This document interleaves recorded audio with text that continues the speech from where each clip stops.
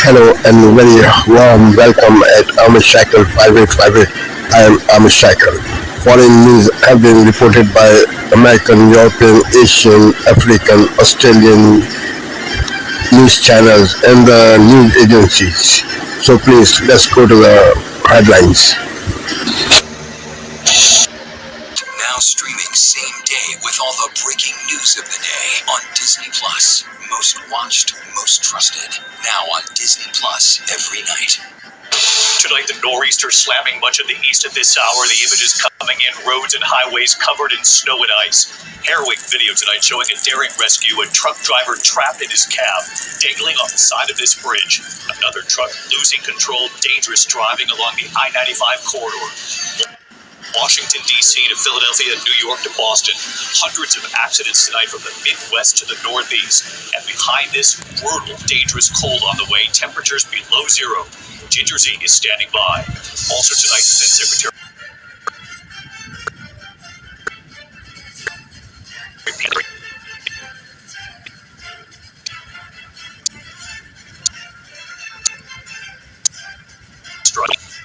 and Slot Jared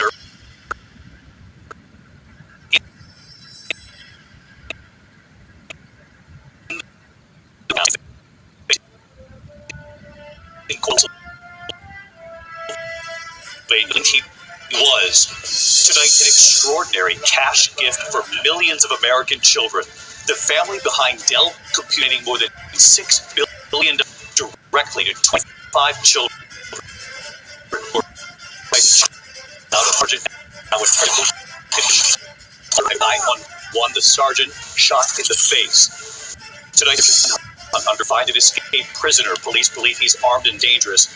He escaped in hospital pants. The new study tonight about a particular vaccine could it help slow dementia. The judge, everyone's done that field goal. He's now saying tonight, complete missing ball. Come along for the taste test. They'll ship it right to your front door. From ABC News World Headquarters in New York, this is World News Today. All right, an update to a story we have been bringing to you. The White House now facing questions from lawmakers on both sides of the aisle on those military strikes against alleged drug boats in the Caribbean. Chief National Security Correspondent Jennifer Griffin has more on what we're learning now. Jennifer? Well, Sandra, we just heard in the cabinet meeting Defense Secretary Hegseth saying that he did not know that there were two survivors, that he was watching the feed live of the strike, but then he had to go to a meeting and that he did not see the whole thing. The White House has defended the orders to carry out a follow-on strike that killed two survivors after an initial U.S. military strike. Those survivors were reportedly seen clinging to the wreckage of the alleged drug boat, the target of a U.S. missile strike on September 2nd in the Caribbean. Hegseth defended the strikes during a cabinet meeting today after the Washington Post reported Secretary Hegseth told commanders in a verbal order to, quote, kill them all, a charge that Hegseth denies. We've only just begun striking narco boats and putting narco terrorists at the bottom of the ocean, because they've been poisoning the American people. We've had a bit of a pause because it's hard to find boats to strike right now, which is the entire point, right? Deterrence has to matter, not arrest and hand over and then do it again. Hegseth tweeted last night his support for Admiral Frank Bradley, the Navy SEAL who was at the time the Joint Special Operations Commander overseeing the strike, following suggestions in the media that Hegseth was shifting responsibility for the strike to Admiral Bradley. We always have the back of our commanders who are making decisions in difficult situations, and we do in this case and all these strikes. They're making judgment calls and ensuring that they defend the American people. They've done the right things. We'll keep doing that, and we have their backs. Top Republicans, including Senator Roger Wicker, joined Democrats on the Senate and House Armed Services Committees demanding answers, with Senator Jim Justice of West Virginia calling the second strike, quote, way over the edge. Here's Senator Tom Tillis. Obviously, if there was a direction to take a second shot and kill people, that's a violation of an ethical, moral, or legal code. We need to get to the bottom of it. Admiral Bradley will arrive in D.C. today and meet with lawmakers on Capitol Hill this week. Sandra. Leaders of the House and Senate Armed Services Committee announcing bipartisan inquiries into U.S. strikes on alleged drug boats in the Caribbean. More than 80 suspected narco-terrorists have been killed. Bipartisan inquiries into U.S. strikes on alleged drug boats in the Caribbean. More than 80 suspected narco-terrorists have been killed in strikes since early September. The White House insists the actions were legal and conducted in self-defense. Chad Fergrum has the latest from Capitol Hill. Hi, Chad. Dana, good morning. Bipartisan lawmakers say they need more information about strikes in the Caribbean. There's a dispute about if Secretary of War Pete Hegseth gave a kill order for a second strike on an alleged narco.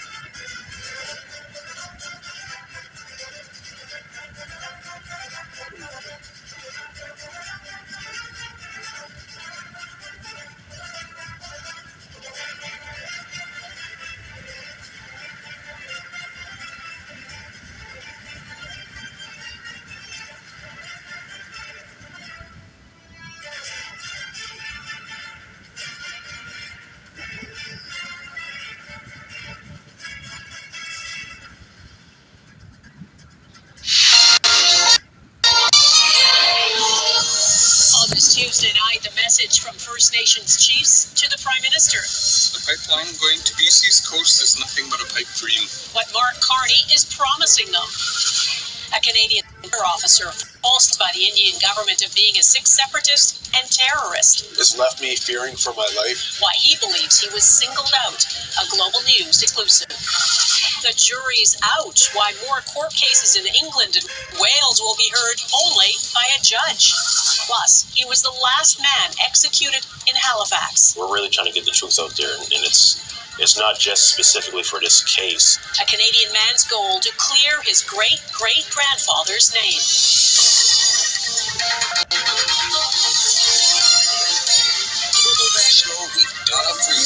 Good evening and thanks for joining us. Canada's First Nations leaders gave Prime Minister Mark Carney a clear message today about what they think of the prospect of a new oil pipeline from Alberta to BC. 600 chiefs at the Assembly of First Nations voted unanimously to reject any exemptions to the ban on oil tankers off BC's northern coast and asked Ottawa to withdraw the Memorandum of Understanding signed by Carney and Alberta's Premier last week. Canada can create all the MOUs, project offices, advisory groups that they want, but chiefs are united. When it comes to approving large national projects on First Nations lands, there will not be getting around rights holders. After that, the Prime Minister addressed the chiefs, promising nothing will be built without consultation. David Aiken has our top story tonight. The first resolution is draft emergency resolution number 1. It was the first order of business at the biannual meeting of the Assembly of First Nations, a motion to reject the lifting of a tanker ban on BC's North Coast and the entire Canada-Alberta Memorandum of Understanding itself. I ask that we stand unified against any government that makes agreements behind closed doors without us. The chief of this northern Haida Gwaii community moved the motion, and 97% of the 600 or so chiefs present voted with him. The pipeline going to BC's coast is nothing but a pipe dream. But in his 20-minute speech to the Assembly of First Nations, Prime Minister Mark Carney did not once refer to the Alberta MOU or a pipeline, but he did repeat his promise to full consultations with First Nations on any major resource development project. And crucially, we will build in partnership by upholding Indigenous rights and building in ways that First Nations communities have greater security and greater prosperity. But promises to consult now, after that MOU was signed, rankled some chiefs. They're really coming back and asking the questions afterwards, which doesn't sit well with many First Nations. We should have been part of the whole discussion. One other important point that's angered many Indigenous leaders: many First Nations in BC and Alberta have been busy working on new mines, alternative energy, forestry, and so on. Now, the community resources devoted to those economic development projects are being diverted to this pipeline proposal and away from what could be real economic activity that could be happening right now. Donna. David Aiken in Ottawa, thanks. There have long been promises to eliminate boil water advisories in First Nations communities. Today, Prime Minister Carney said clean drinking water legislation for First Nations will come next spring, not this fall, as promised. He pledged a joint meeting with provinces, territories, and First Nations early in the new year. He says 85% of boil water advisories have been lifted since 2016, and $2.3 billion is earmarked.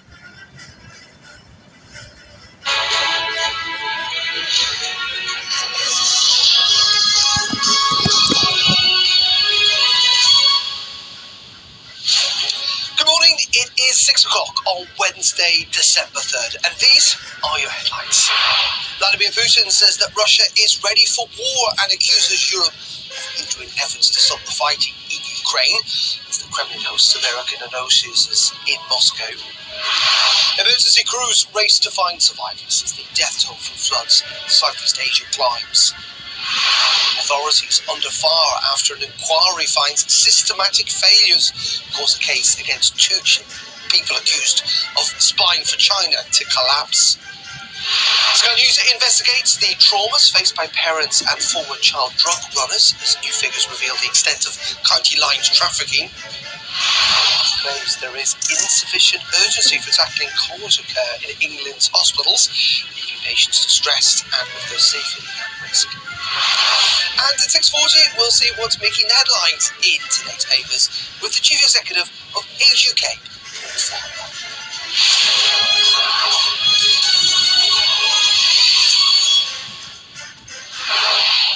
Very good morning. Russia's President Putin has warned European leaders his country is ready for war, accusing them of hindering efforts to secure peace in Ukraine. The latest iteration of Donald Trump's peace plan was rejected by Moscow despite Kremlin officials describing talks with his US delegation as productive. Negotiations have stalled on the issue of territory, with neither side willing to make concessions. Sky.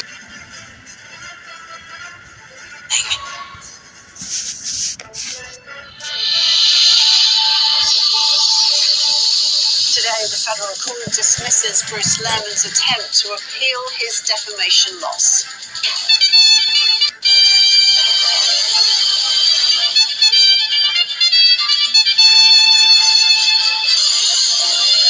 The family of High Country killer Greg Lynn's late first wife revealed his shocking abuse history. The death toll from flooding in Indonesia rises to 700, with more than 1 million people displaced. And $1 billion football stadium in Hobart likely to go ahead with the support of a key independent.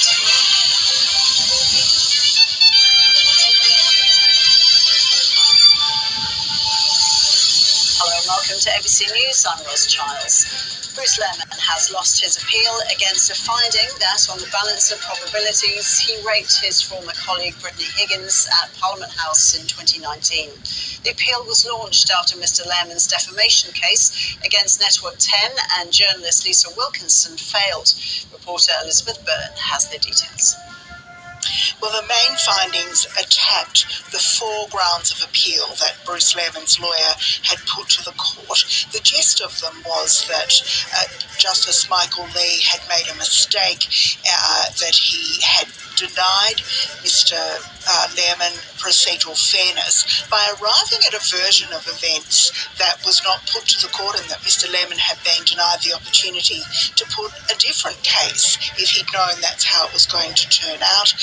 It was also argued in the appeal grounds that the version of events portrayed in the interview that Lisa Wilkinson did with Brittany Higgins was quite different to that portrayed in the truth defence in court, which ultimately succeeded with Michael Lee.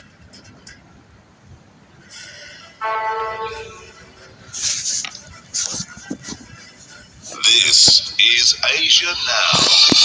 Good afternoon. It's 2 p.m. in Singapore and Hong Kong, 11:30 in New Delhi and 1 o'clock in Jakarta. I'm Ilakia Silvaraji at this hour. Large swathes of Asia inundated after floods, prompting massive rescue operations to save people trapped in cut-off towns. Authorities report more than 1,300 lives lost, with hundreds still unaccounted for.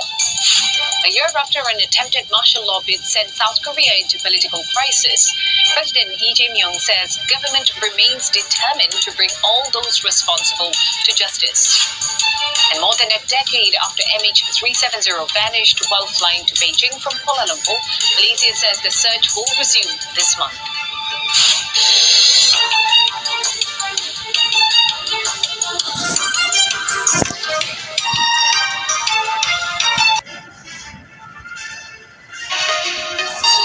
Africa News. The news. The outcome of Guinea-Bissau's latest presidential election remains unresolved. The country's electoral commission has said it's unable to finalize results of the disputed vote after armed men broke into its office and stole ballots and vote tallies. The intruders also destroyed servers storing the results. The commission said the break-in happened on November 26, a day before it was due to announce the poll's official results. Incumbent President Umaru Sissoco Embalo and opposition candidate Fernando Diaz da Costa each claimed victory. The military seized power the same day in what Embalo described as a coup. Officers installed former Army Chief of Staff General Ota Inta at the head of the country. Over the weekend, Inta appointed a new 28-member government, most of whom are allies of the ousted president. It will oversee a one-year transition period. Meanwhile, Embalo fled to Senegal before making his way to the Republic of Congo's capital, Brazzaville. Inter Nigeria on Monday said it had granted protection for Da Costa in response to an imminent threat to his life. Foreign dignitaries in Guinea-Bissau's opposition have accused Embalo and his supporters in the military of staging the coup to avoid a possible defeat in the presidential election. A missile vaccination campaign is still ongoing in the Eastern Democratic Republic of Congo in the Masisi territory. The campaign is mainly targeting thousands of children in the region that has recorded alarming numbers of cases. Local healthcare workers were supported by Doctors Without Borders team who had been called in to support them as the outbreak took off over recent months amid an ongoing conflict that is now one of the world's largest displaced persons crisis. Well, the first challenge.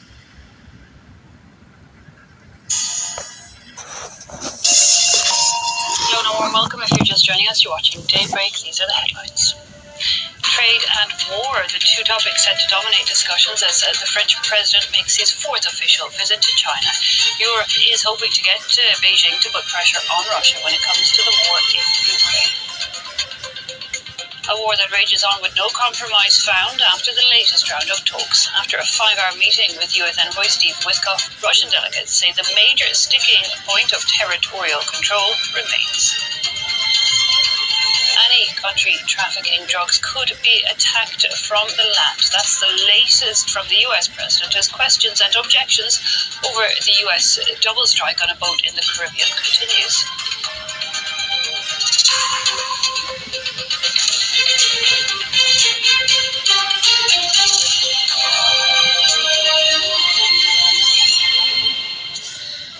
Trade and war, two topics expected to dominate discussions as French President Emmanuel Macron makes his fourth state visit to China.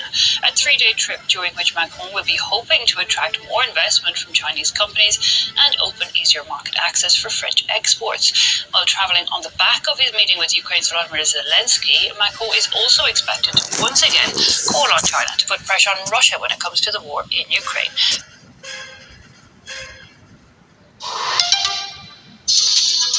This is DW News, live from Berlin. Vladimir Putin says that Russia is ready for war with Europe.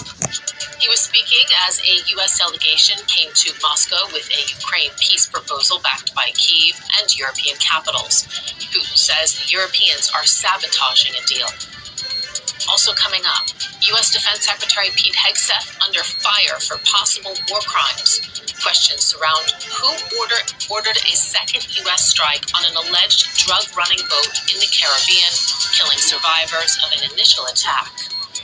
And Pope Leo wraps up his visit to Lebanon with a mass for 150,000 people in Beirut's waterfront.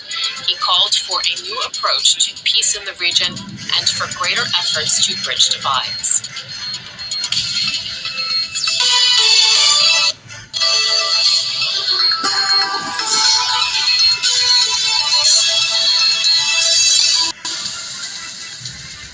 I'm Sarah Kelly. Welcome to the program.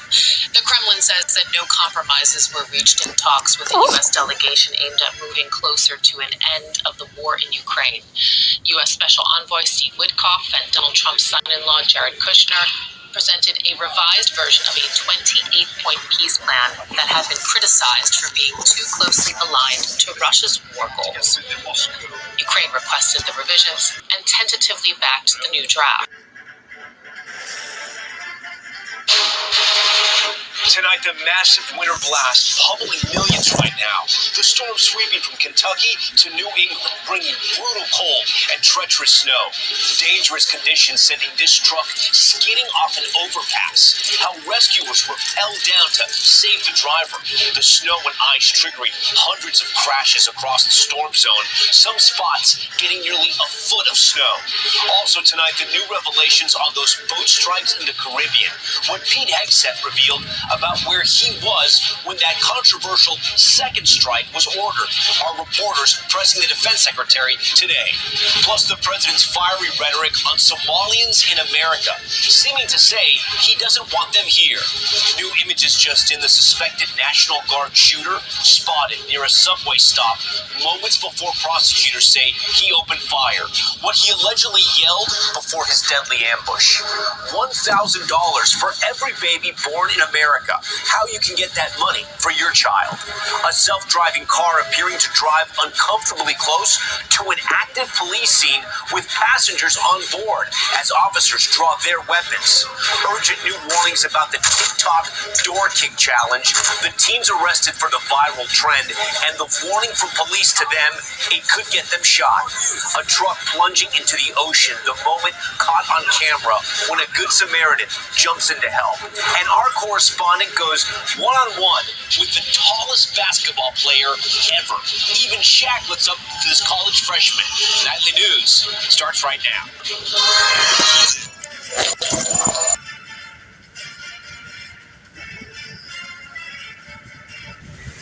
Thank you for watching Amish Shakil 5858. I am Amish Shakil.